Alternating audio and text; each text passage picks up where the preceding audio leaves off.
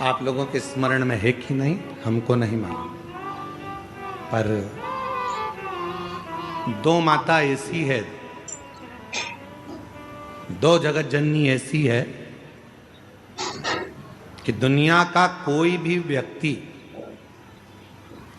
कितना भी टोना कर दे, चाहे दुनिया का कोई भी व्यक्ति कितनी भी विद्या कर दे, चाहे दुनिया का कोई भी तांत्रिक कोई विद्या करने वाला तुम्हारे ऊपर कितनी भी विद्या कर दे, दो देवी ऐसी है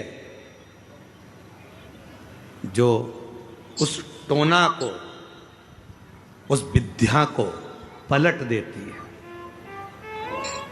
और यह हम नहीं कह रहे हैं, देवी भागवत कह रही है। देवी भागवत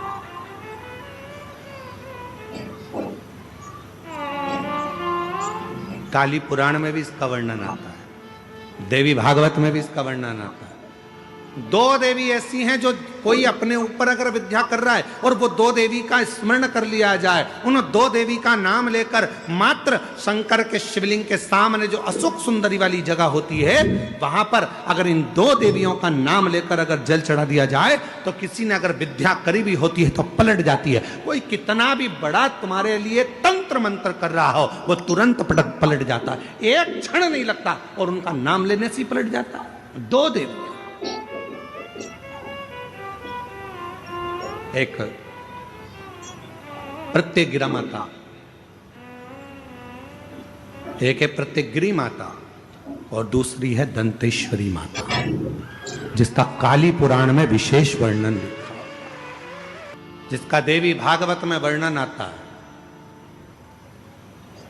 और महाराज प्रत्यगिरी माता का वर्णन स्वयं यहां तक, प्रत्यगिरा माता का वर्णन यहां तक अथर्व वेद में भी प्रत्यगिरी माता का वर्णन और दंतेश्वरी माता का स्मरण यहां तक अथर्व वेद में भी वर्णित किया गया प्रत्यगिरी माता का। काली पुराण में तो है, देवी भागवत में भी है। ये जो दो देवियां हैं, एक प्रत्यगिरी माता और दूसरी, जम के बोलो,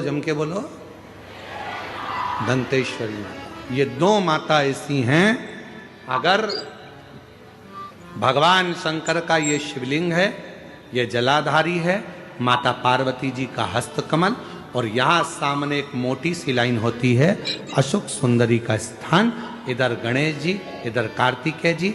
जब हम दक्षिण में खड़े होकर, उत्तर में मुख कर कर यहां खड़े होकर जब हम शिवलिंग पर जल चढ़ाते हैं और अपने जल के पात्र को थोड़ा सा आगे बढ़ाकर हम इस स्थान पर, अशोक सुंदरी के स्थान पर, इस यहां खड़े होकर जल चढ़ाते समय इस स्थान पर अपने पानी के लोटे को आगे बढ़ाते हैं और जल को यहां गिराते हैं।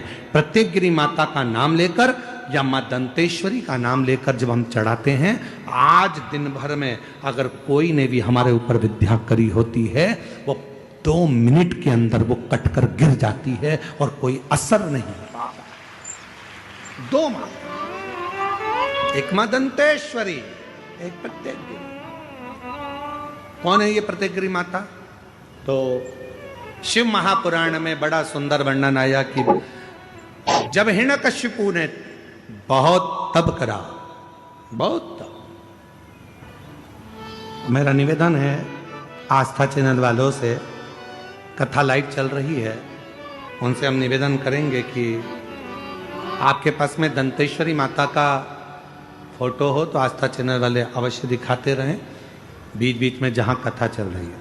और प्रत्यगिरी माता का अगर फोटो हो तो सिंह का मुंह होगा माँ का, स्त्री का शरीर होगा माँ का, और बड़े बड़े दंत होंगे उनके, प्रत्यगिरी माता के। अगर वो भी चित्र हो तो अवश्य जहाँ कथा चल रही है तो लोगों को मालूम पड़े कि प्रत्यगिरी माता कौन सी है, दंतेश्वरी माता कौन सी है, उनका स्वरूप का दर्शन अवश्य करें।